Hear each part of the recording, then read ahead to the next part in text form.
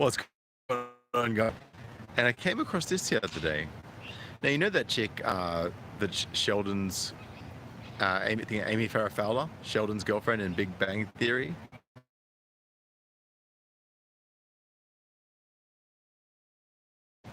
And there's an article about her today. Well, at least on Boxing Day. Huh. Check it out. The pussy follows me. Proud feminist actress Mel on Instagram, cat and urine and feces every. And to be actress, Instagram followers, alongside a miserable-looking selfie. She went on to complain that she could not sleep in her bed because it was covered in her cat's urine.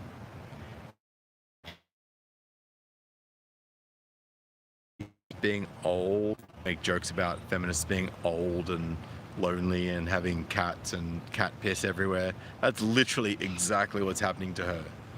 She's a proud and open feminist. She's got cats that pissed all over her bed. She's single. She's smashed the wall, and she's not doing so well. Bialik wrote to her 3 million Instagram followers alongside a miserable-looking selfie. She went on to complain that she could not sleep in her bed because it was covered in cat's urine and feces. Now, I'm going to show you this particular picture here. Let me just flip this camera for you guys so you can see this. This is it here. That's the photo she did. And it says, "This government is in shutdown. It's Christmas Eve day. I'm newly single and not doing so well, to be quite honest.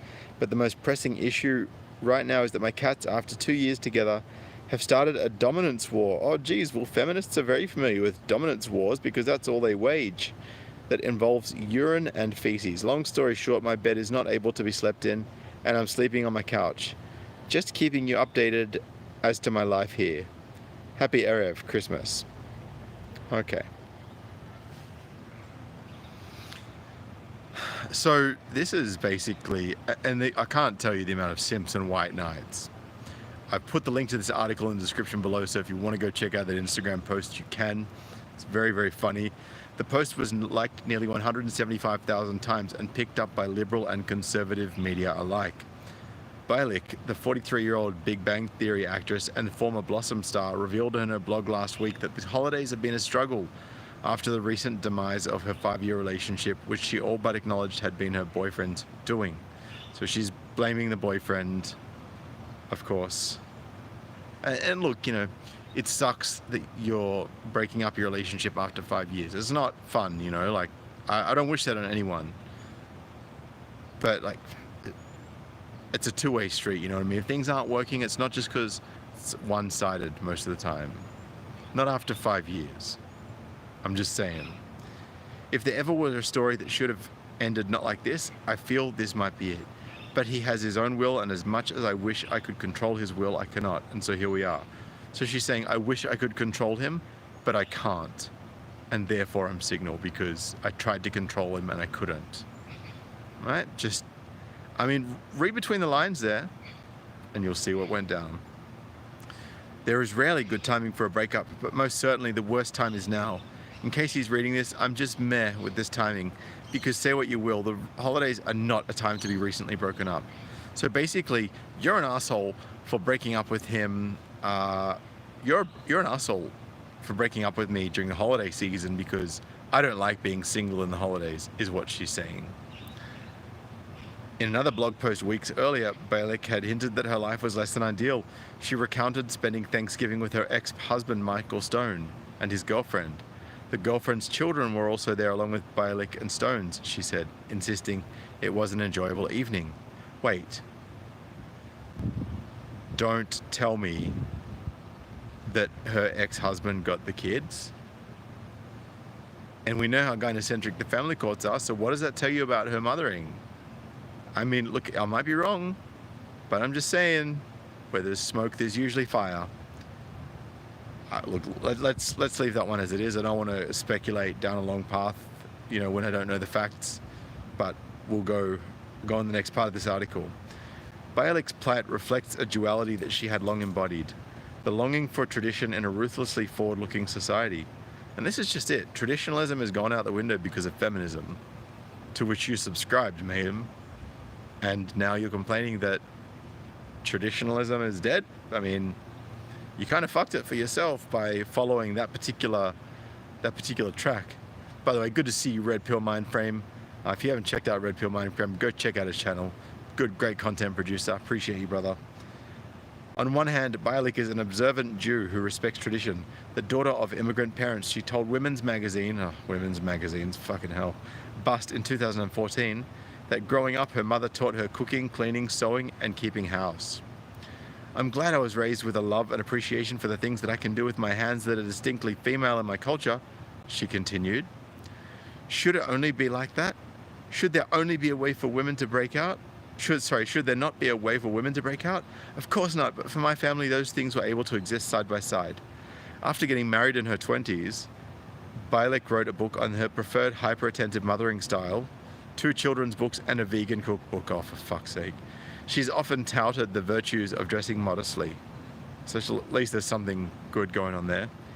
On the other hand, Bialik is a doctor of neuroscience and a social media personality who's made feminism a major part of her brand. So, wouldn't you know it?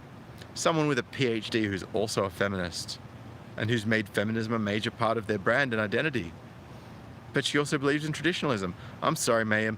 Traditionalism and feminism are not cross-compatible. And I'm going to say that in your relationship, you are more leaning on the feminist side, and that's the real reason why your relationship went to shit and you ended up being a single, lonely spinster with cats pissing on your bed this Christmas. In the Bust interview, she described herself as a second-wave feminist who believes in advancing workplace rights for women and said she has never shaved her legs. Oh, fuck. Never shaved her legs. There's your problem right there. Get that fucking razor out and shave those legs, woman. For God's sakes. For the love of anything sacred. Bialik has paid a price for trying to straddle 2 sets of values. I thought they were going to say straddling something else there. Straddling 2 sets of values.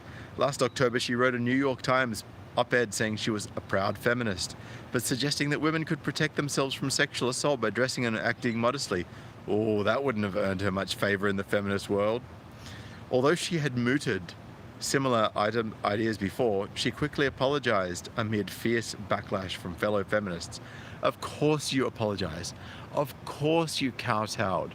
Of course you gave in to the rest of those retards that you call yourself sisters with. Earlier, Bialik's 2012 book about attachment parenting was also widely condemned by feminists who accused her of essentially seeking to tether women to children and home. Of course they attacked her for suggesting that raising a child is a good thing and good for the children. When she got divorced later that year, a number of female writers all but celebrated, suggesting the breakup had knocked her off her high horse. Aren't those feminists so nice and kind and considerate and, really look out for each other? Not. According to University of Notre Dame political scientist Patrick Deneen, such is the nature of the modern world. Liberal ideology is by its nature destructive to the traditional cultures that give people a sense of community, place, and purpose. I totally agree with that 100%. That's right, Alice Kumquat, you don't apologize. His theory would help explain why Bialik has struggled to be both a Jew and a feminist. However, I thought they were going to say cognitive dissonance here. Cognitive psychologist Steven Pinker, or as I'm going to call him, Steven Pink-Eye, has made an empirical case. The ascendance of liberalism has improved human life by almost every measure. The path forward, he has argued, is to keep doing what got us here. Yep, Steven Pink-Eye it is. Mangina, Steven Pink-Eye. Unbelievable. In that case, Bialik seems to be on the right track. Liberalism, that is. On Christmas Day, just hours after her Instagram meltdown, she posted an update to her followers. Better this morning, she reported, this time with a smiling selfie. Bialik explained that she had put a sheet on the couch and treated her cat's medical problem, which was apparently the cause of the out-of-control excrement. Now she was hitting the town for Chinese food and a movie. What's the bet? She got a bag of M&M peanut when she was going to the movie. This is her. She's well and truly smashed the wall. I don't see her getting a new husband anytime soon. particularly being a feminist. As it turned out, oh, for fuck's sake, I can't stand this.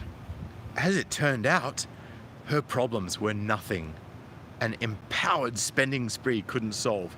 Yeah, that's right. You be a strong, empowered, independent woman with cat piss all over your bed and a broken marriage and kids that don't live with you anymore. And you just go and spend your hard-earned money that you made as a strong, empowered woman. That'll make everything better because money is everything. Right, feminists? Fucking idiots. You don't even know what you're doing to yourselves. So we're just going to sit here and watch your world burn because we know that you're fucking things up for yourself and nobody else. Yeah, look, you know, and guys, I'm sorry for spouting this hate speech, as YouTube would call it, but it's not actually hate speech. It's just being realistic. You know, how dare I speak common sense? How dare I? Anyway, guys, I'm out of here for now. I appreciate you all. Thank you so much for tuning in. I'm about to go in for dinner, but until next time, donate at paypal.me/SydneyMGTOW if you want to donate a couple of dollars to your boy over here during the Sydney season, the Christmas season. And if you want to head over onto Patreon, patreon.com/SydneyMGTOW. To my Patreon followers, I just want to say apologies for not being active on Patreon over Christmas. You may have noticed I've been doing videos rather sporadically. I am home with my family, and I'm looking forward to spending the next couple of days with them until I get back. All right, guys, I appreciate you all. Feel free to head on over and follow me on my other platforms, details in the description below. If this is your first time watching me and you're enjoying this video, hit the subscribe button and the bell next to it to make sure you get the daily notifications straight to your phone. All right, guys, I'm out of here. I appreciate you. Thank you so much. You have a great evening. Peace.